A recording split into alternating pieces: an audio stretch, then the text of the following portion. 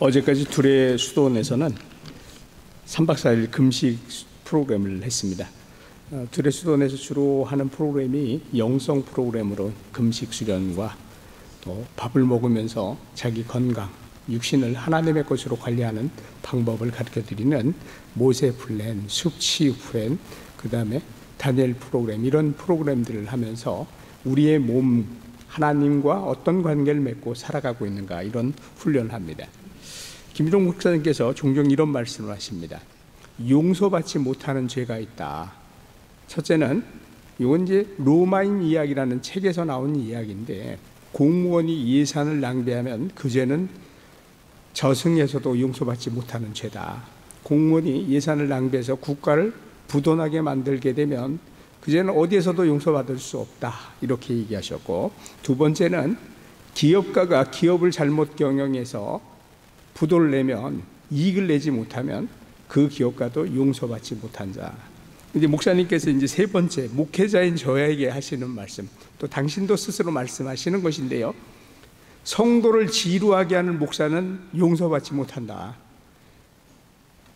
그러니까 성도가 설교 듣다가 짜증나고 하품나고 그러면 가져왔던 헌금도 도로 가져가게 되고,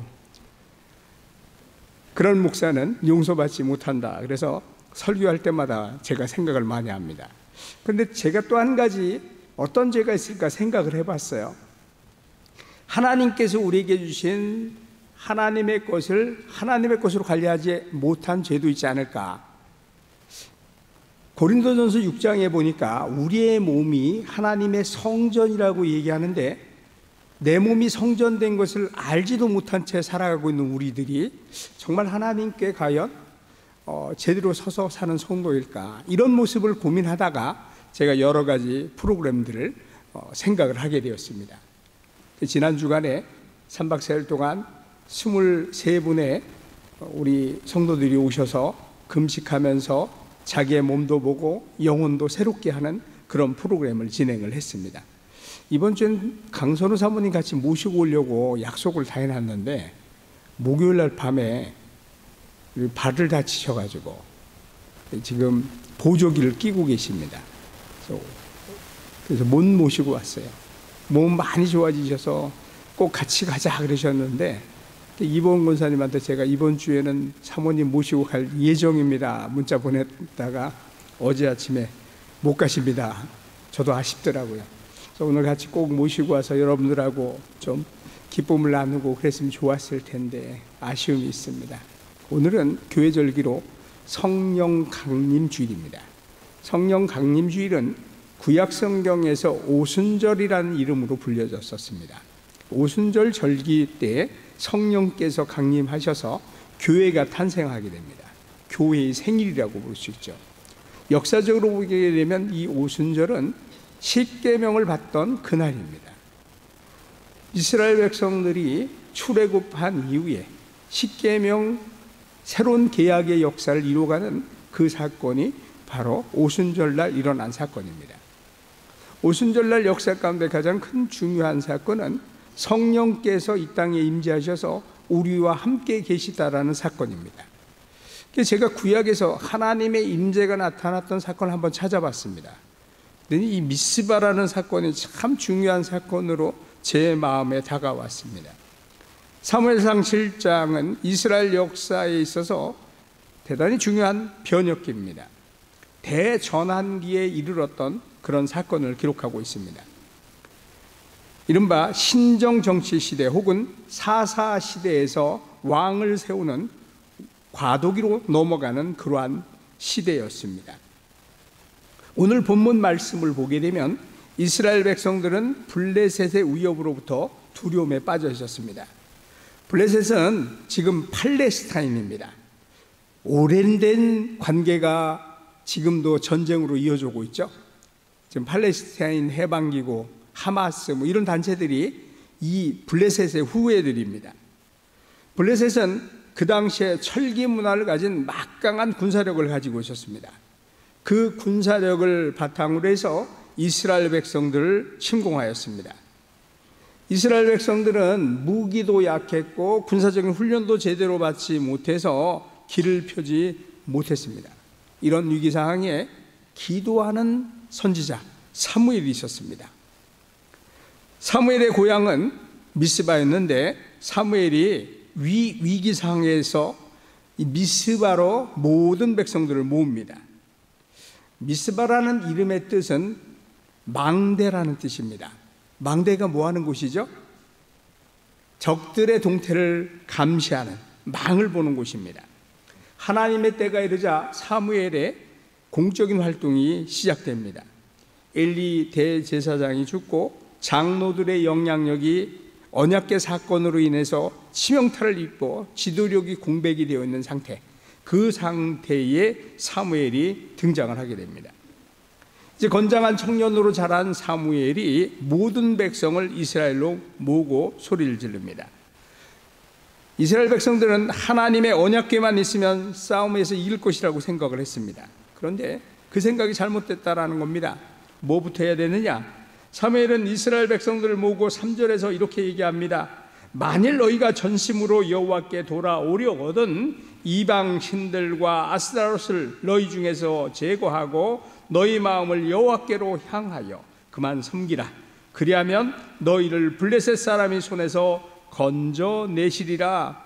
사무엘이 지금 얘기하는 것이 오늘 우리가 살아가는 세상 속에서도 그대로 적용이 되는 것입니다.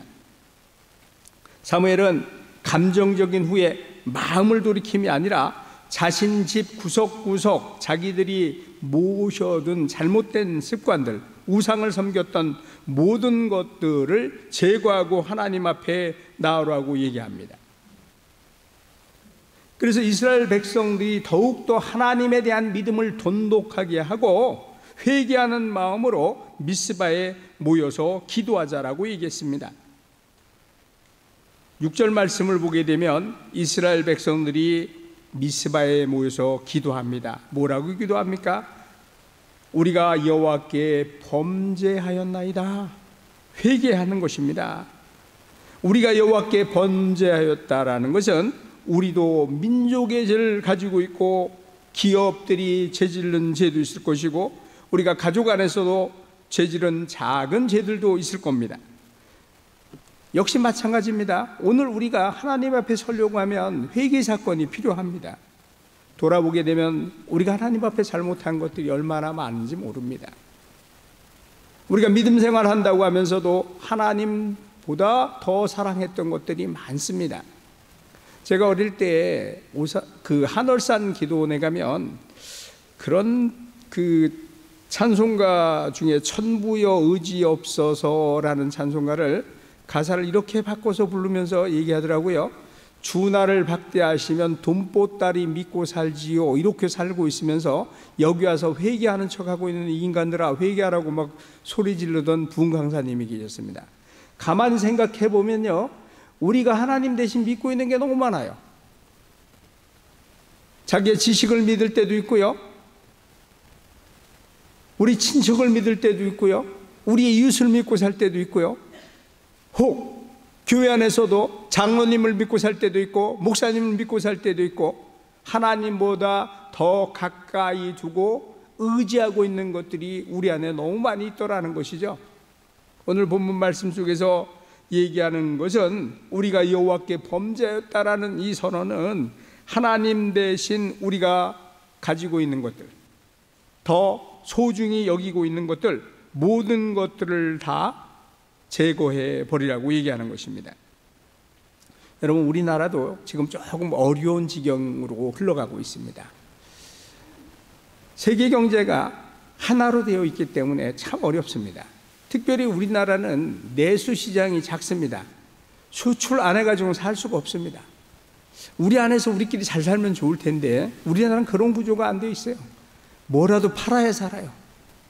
많은 거는 산, 돌멩이 이거밖에 없어요. 나무도 많지가 않아요. 그럼 우리가 어떻게 하나님 앞에서 살아야 할까? 사무엘이 이런 이스라엘 백성들을 향해 얘기합니다. 기도합시다. 기도합시다. 내가 앞장서서 기도할 테니 당신들도 기도합시다. 이렇게 얘기하고 있는 것입니다. 오늘날 우리 민족, 우리 나라, 우리가 기도하지 않으면 무너집니다. 침몰합니다. 그런데 우리는 기도하기를 굉장히 등한시 여깁니다. 제가 가만 생각해 보면 70년대 우리의 신앙은 기도하는 신앙이었어요. 그때는 전국 방방곡곡 기도원마다 예배당마다 울부짖는 기도하는 성도들이 있었어요. 우리 김정일 장로님도 청계천 했을 때 참 기도 많이 하셨을 거예요. 그때는 가진 게 너무 없었어요. 할 거라고는 기도밖에 없었어요. 돈도 없었고 집도 없었고 아무것도 가진 게 없어서 하나님 의지하고 기도할 것밖에 없었는데, 요즘 가진 게 많다 보니까 기도하는 자리에서 멀찍이 가 있습니다. 제 동생이 장로인데 가끔 저한테 이런 얘기를 해요. 형, 제가 어려울 때는 참 기도를 많이 했는데 조금 살만하니까 기도하는 자리에서 멀어져 있는 저를 발견하게 돼요, 그러더라고요. 그러면 그때는 하나님, 제가 11조 한 달에 30만 원만 하게 해주세요, 그렇게 기도를 했대요. 죽기 살기로 기도했대요, 너무 어려워서. 그런데 지금은 11조가 그거보다 훨씬 더 많이 내는데도 기도 안 하는 자기를 발견하게 되더라는 거예요.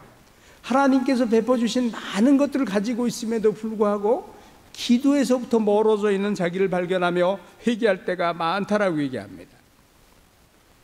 이스라엘 백성들이 이제 미스바에 모여서 사무엘에게 나와 얘기합니다. 8절입니다. 8절 한번 같이 읽어보겠습니다. 이스라엘 자손이 사무엘에게 이르되 당신은 우리를 위하여 우리 하나님 여호와께 쉬지 말고 부르짖어 우리를 블레셋 사람들의 손에서 구원하시게 하소서 하니. 기도 부탁합니다. 여러분, 사무엘이 있는 한 그 나라는, 그 도시는 무너지지 않습니다. 사무엘이 기도하는 한 적으로부터 그 도시는 무너지지 않는다라는 것입니다. 여러분, 지금 저와 여러분에게 누군가는 이런 요청을 할 수 있습니다. 기도해 주세요. 성도님 기도해 주세요. 권사님 기도해 주세요. 장로님 기도해 주세요. 활빈교회 성도들 향해 이런 부탁을 하고 있습니다. 여러분, 누구에게 사람들이 기도 부탁을 하겠습니까? 믿지 않는 사람들에게 할까요? 아니면 다른 종교인에게 할까요? 아닙니다.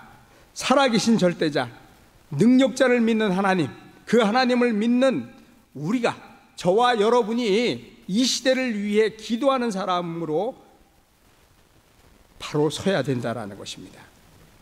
9절 말씀 같이 한번 읽어봅니다.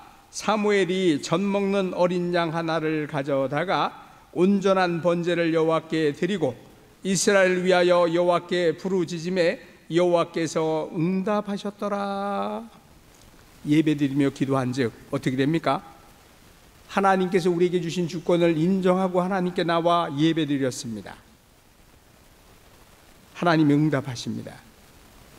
여러분, 저와 여러분이 기도하지 않으면 5천만의 사람들, 우리 국민이 5,500만 정도 된다고 합니다. 그 사람들이 아무리 뭐라고 얘기해도요, 우리가 기도하지 않으면 응답되지 않습니다. 우리의 기도가 하나님께 상달되어서 구원의 손길을 펼쳐주신 하나님의 은혜가 우리 가운데 임하게 되는 것입니다. 기도의 결과를 보면 놀라운 결과가 일어납니다. 어떤 놀라운 결과인지 10절 말씀 한번 읽어봅니다. 사람의 생각으로 이루어질 수 없는 일이 일어나는 거예요. 10절 한번 같이 읽어봅니다. 사무엘을 번제를 드릴 때 블레셋 사람이 이스라엘과 싸우려고 가까이 오매 그날에 여호와께서 블레셋 사람에게 큰 우레를 말하여 그들을 어지럽게 하시니 그들이 이스라엘 앞에 패한지라. 여러분, 뭘 동원하십니까? 자연을 동원하십니다. 우레를 보내어 블레셋 사람들을 혼란에 빠뜨려 버립니다. 하나님께서는 자연의 힘마저 동원하셔서 하나님의 백성들을 도와주시는 분이십니다. 그럼 이걸 봐야 돼요. 우리는 이걸 안 봅니다. 자연이 강하다고 생각하고 자연현상을 우리가 어떻게 이기느냐고 얘기도 합니다. 우리나라도 그런 경험이 있습니다. 88년 올림픽 때입니다.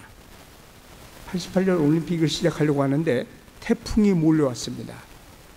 태풍이 몰려오니까 그 당시 조직위원장이었던 박세직 씨가 참 믿음이 좋은 분이었어요. 전국교회 목사님들에게 공문을 날립니다. 올림픽 기간에 태풍이 오지 않도록 한국교회가 기도해 주십시오. 정말요, 몰려오던 태풍이 다 일본으로 중국으로 빠져나가고 한국에는 하나도 안 왔어요. 우리도 그런 경험이 있다니까요. 그런 경험이 있음에도 불구하고 우리는요 잊어버립니다. 이 경험한 것을 좀 오래 기억하면 좋으련만 참 기억력이 짧아요. 은혜 받은 기억은 참 짧아요. 출애굽기 15장에 보게 되면 마라에 쓴물 갔을 때 이스라엘 백성들의 태도가 나옵니다. 홍해 건넌 지 며칠 되었다고 나오냐면 사흘길 걸은 후에 물이 떨어진지라 나와요. 홍해 건넌 사건 그 하나만 가져도 어때요 여러분? 저 같으면 400년 아니라 4000년도 하나님 믿고 살 수 있을 것 같은데 이스라엘 백성들은 참 믿음 없는 것 같아요. 그러고 보면. 그런데 저나 이스라엘 백성이나 대동소이합니다. 하나님께서 우리에게 베풀어주신 그 은혜의 사건은요 빨리 잊어버려요. 딱 3일 되니까 잊어버렸어요. 그리고 뭐합니까? 원망하고 불평해요. 모세에게 이렇게 얘기해요. 광야에 이 애굽 땅에 장례 지낼 곳이 없어서 우리를 모두 다 광야에다 제사 지내려고 여기다 묻으려고 우리 끌고 나왔느냐. 물 없어 죽겠다. 만약에 지혜로운 백성들 같았으면 어떻게 했을까요? 모세 어르신, 우리가 물이 떨어졌어요. 홍해를 걸으신 하나님, 능력의 하나님께 기도해 주세요. 하나님께서 무슨 길을 내주실 거 아닙니까? 이게 정상적인 반응이었어야 되는데 한번 생각해 보세요. 원망하고 불평하고 난리굿입니다. 여러분, 모세가 하도 화가 나니까 나중에는 이스라엘 백성들이 그런 경험들이 여러 번 있었어요. 목말르다 그래서 아우성 칠 때 하나님께 기도해서 물 얻게 해준 경험이 여러 번이었어요. 근데 마지막에는 모세가 열받았어요. 그래서 하나님의 명령을 거역하고 반석을 2번 침으로 가나안 땅을 들어가지 못하는 아주 일 다 해놓고 구경하고 끝낸 거죠. 너무나 억울해서 모세가 나도 좀 제발 건너가게 해주세요. 나도 좀 제발 건너가게 해주세요. 신명기 말씀을 보게 되면 그 억울한 그 내용이 그 안에 다 들어있어요. 너희들이 나를 하도 괴롭히고 하나님 앞에 서지 않은 그 모습 때문에 내가 가나안 땅에 못 가겠다. 백성들 향한 원망도 가지고 있었어요. 여러분, 우리가 살다 보면 그런 일을 다 하게 됩니다. 잊어버립니다. 하나님께서 우리에게 베풀어주신 그 많은 사건들, 은혜들을 잊어버립니다. 사무엘이 번제될 때 우레를 바라신 하나님께서 구원해 주시는 사건을 베풀어 주십니다. 그래서 오늘 말씀을 보게 되면 11절에 이스라엘 사람들이 미스바에서 나가서 블레셋 사람들을 추격하여 벳갈 아래에 이르기까지 쳤더라. 여러분, 하나님께서 우리를 도우시는 이 사건은요, 자연도 적도 어떤 것도 우리에게 문제가 되지 않습니다. 지금 이 땅에 우리 많은 문제들이 산적해 있습니다. 경제적인 어려움이 너무 많아서 폐업하는 가정들 어마어마하게 많아요. 지금 주위를 살펴보게 되면 장사를 못해요. 지금 세계가 바뀌어버렸어요. 옛날에 소매상 하던 분들은 다 문 닫았어요. 지금은 1등이 쿠팡이 1등이에요. 우리나라는 쿠팡이 1등이고 미국은 아마존이 1등이에요. 전통적인 백화점들이 다 문 닫아버렸어요. 미국도 난리가 아니에요. 옛날에 큰 회사들이 다 망해버렸습니다. 여러 가지 이러한 사건들이 살다 보니까 참 어려워집니다. 그래서 이 땅에 이런 불만들이 쌓이다 보니까 데모를 하고 자기의 이권을 챙겨가려고 많이 합니다. 근데 제가 이렇게 우리나라를 보니까 80년 민주주의를 했는데도 불구하고 우리가 민주주의가 뭔지 모르는 것 같습니다. 민주주의를 다시 배워야 되지 않는가 싶어요. 나만 잘 살려고 하는 이기주의만 극심화되어 있는 것이 우리가 아닌가 싶습니다. 민주주의는 한 목소리가 될 수 없습니다.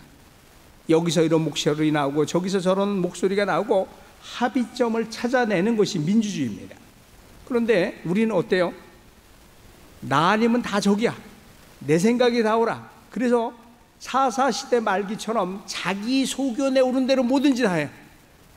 내가 기준이고 내가 법이고 내가 질서고 내가 모든 것의 기준이 되어버린 이러한 시대가 되다 보니까 우리나라의 가장 큰 문제가 무엇이냐면 기업들이 다 떠나가 버려요. 더 이상 못하겠대. 우리나라에서 노조가 너무 강성이라 못해 먹겠대. 일할 수가 없대요. 여러분, 이럴 때 우리가 뭘 어떻게 할 수 있겠어요? 뭘 할 수 있겠습니까? 이럴 때 우리는 기도하며 하나님의 자비와 긍휼을 구해야 합니다. 우리는 절제력을 잊어버렸습니다. 경제적인 자유를 다 잊어버렸습니다. 대부분 사람들이 요새 빚을 참 많이 졌어요. 신용카드를 여러 개 만들어서 이리 돌리고 저리 돌리다가 망해버린 사람들이 300만이 넘는다고 합니다. 그래서 묻지마 범죄도 저지릅니다. 우리는 하나님 앞에서 이런 기도를 해야 될 때가 된 것 같습니다. 하나님, 이 백성들에게 절제하는 마음을 주시고 하나님의 은혜의 분량 속에서 살 줄 아는 자유, 지혜를 주십시오. 이런 기도가 필요할 때가 된 것 같습니다. 또 우리 가정들도 상당히 심각한 문제를 가지고 있습니다. OECD 통계를 보게 되면 이혼율이 굉장히 높은 나라가 되어 있습니다. 한 나라의 힘은 가정에서 나옵니다. 강력한 가정, 힘있고 행복한 하나된 가정에서 나라의 운명이 결정됩니다. 그런데요, 요즘은 툭 하면 그냥 못 살겠다, 갈라서자, 폭행도 하고 폭력도 하고 살인도 하고 난리가 납니다. 부부간에 어려운 문제가 생기면 비난하고 비판하는 것이 아니라 함께 손 붙잡고 무릎 꿇고 기도해야 됩니다. 하나님 앞에 서로 회개하면서 내가 잘못한 것은 무엇인가, 또 우리 자녀들을 우리가 어떤 모습으로 세웠는가, 이런 부분들을 같이 회개하며 기도해서 바른 가정을 살릴 때에 하나님의 역사가 그 가정을 통해 세상에 넓게 펼쳐져 나가는 것입니다. 그럼 우리가 경험해 보지 않습니까? 부부관계가 우리의 노력과 의도로 해결됩니까? 안 됩니다. 은혜 받아야 됩니다. 하나님의 은혜가 임해야만 됩니다. 마음은 원이지만 육신이 연약하면 아무것도 이루어갈 수가 없습니다. 하나님께서 이스라엘을 블레셋 사람들의 손에서 건진 것처럼 우리 가정 안의 모든 문제가, 모든 관계가 하나님의 은총 가운데서 회복이 있는 복된 가정이 되기를 기도하는 지혜로운 성도들이 되기를 소망합니다. 제가 중국에서 잠깐 한 3년 사역한 적이 있었는데요, 그때 6.25 당시의 이야기를 참 많이 들었습니다. 그 이야기를 들으면서 제가 충격을 받았던 사건이 있습니다. 그리고 그 당시 우리는 얼마나 무지했는지를 또 생각을 하게 됩니다. 북한에서는 중공군의 병력을, 조선족 사람들 있던 분들을 2개 여단 정도의 규모를 이미 인민군으로 편입을 시켰대요. 준비를 했다는 거예요. 그만큼 미리 다 준비했대요. 제가 만난 조선족 그 전기공이 있었는데 호텔에서 관리하던 분인데 이분이 이렇게 얘기를 했어요. 그 호텔 전기기사로 했던 분이 자기 아버지가 6.25 전쟁에 참전을 했대요. 탱크병이었는데 낙동강까지 내려갔었다고 얘기를 하더라고요. 중국은 지금도 6.25 전쟁을 북한을 돕기 위한 항미 우호 전쟁이라고 얘기를 해요. 미국이 북한을 괴롭혀서 자기들이 도로 전쟁에 참여했다는 거예요. 그렇게 가리키고 있어요. 그런데 먼저 전쟁한 나라가 한 달도 안 돼서 온 땅을 다 뺏기는 경우, 여러분, 있을 수도 없는 일이에요. 근데 중국 사람들은 아직도 그렇게 믿고 있는 거예요. 여러분, 우리도 그런 사람들이 있어요. 지금 6.25 전쟁이 남한이 북한을 침공한 것이라고 생각하는 그런 사람들도 있습니다. 그런데 우리가 역사를 보게 되면 이런 사건을 볼 수 있습니다. 6.25 전쟁 당일날 오전 10시에 조만식 장로님이죠, 민족의 지도였던 조만식 선생님을 휴전선, 그때 옛날에는 그 38선이었잖아요. 38선에서 남한에 난파되어 있던 간첩 김상용, 이주하하고 교환하자. 그 시간이 6월 25일 오전 11시였어요. 뭘 하는 거죠, 이 사람들은? 평화의 제스처를 한 거예요. 그리고 그날 새벽에 전쟁을 일으켜버렸습니다.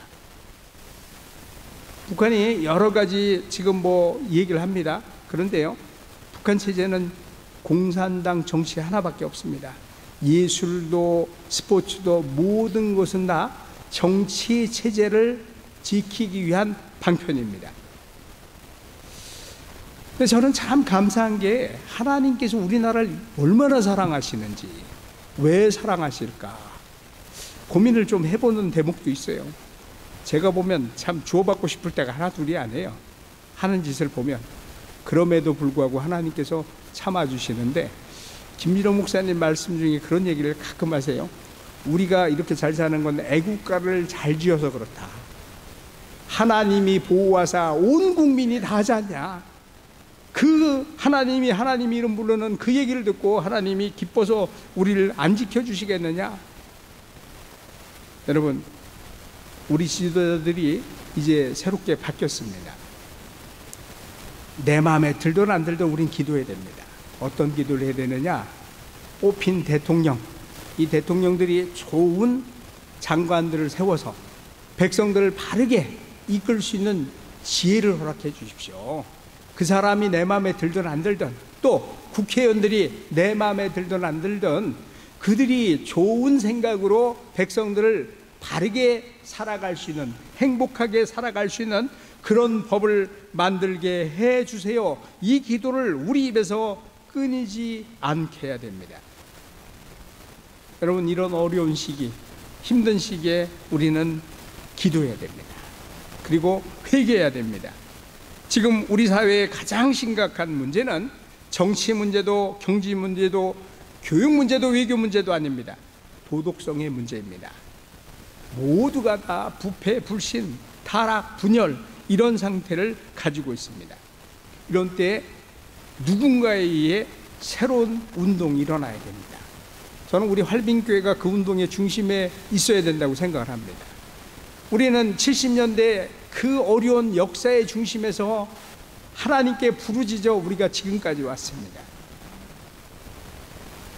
그 전통과 역사를 우리가 이어가면서 올해 55년째 되어가고 있는데, 올해가 54주년인가요, 장로님? 55주년인가요?